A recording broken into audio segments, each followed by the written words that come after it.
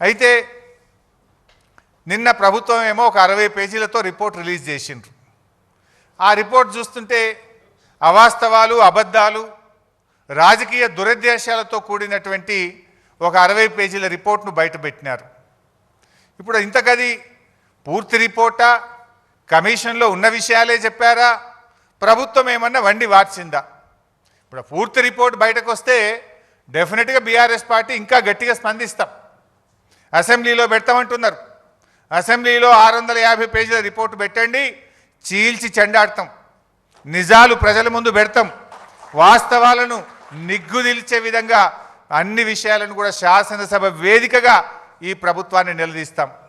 ఎందుకంటే ఇప్పుడు ఆ విషయాలు నిజంగా కమిషన్ రిపోర్ట్లో ఉన్న విషయమా, కమిషన్లో లేనిది ప్రభుత్వం ఏమన్నా కల్పించి కొన్ని చెప్పిందా అనేటువంటిది తేలాల్సినటువంటి అవసరం ఉంది. ఎట్లా ఉందంటే నచ్చిన పేరాలు లీకులు, నచ్చని నాయకులు బాధ్యులు అన్నట్టు ఉంది.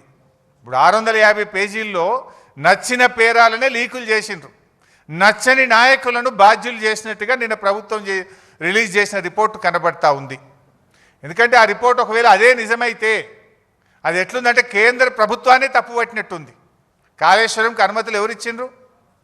TAC, technical advisory committee report is given by government of India, కేంద్ర ప్రభుత్వమే ఇచ్చింది.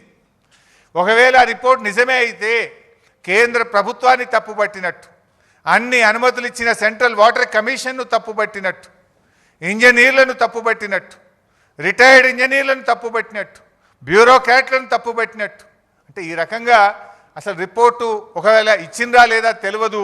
ఇచ్చుంటే మాత్రం అది ఒకవైపే చూసి, ఒకవైపే విని, ఒకవైపే నిలబడి ఇచ్చిన రిపోర్ట్ లాగా ఉంది.